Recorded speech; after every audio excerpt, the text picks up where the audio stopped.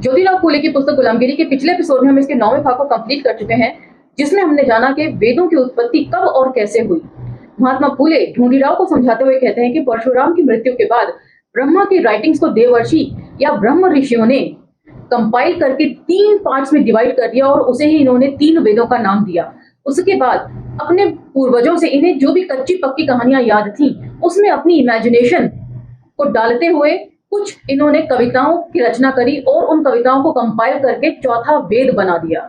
उसके बाद एक इंपॉर्टेंट बात महात्मा फूले कहते हैं कि इन वेदों की रचना ना तो एक काल में की गई है और ना ही एक व्यक्ति द्वारा की गई है। समय समय पर जैसे जैसे चुनौतियां सामने आती रही, वैसे वैसे ये लोग इन वेद या धर्म ग्रंथों में एड ऑन्स करते रहे और इनकी चालाकी पकड़ी ना जा सके।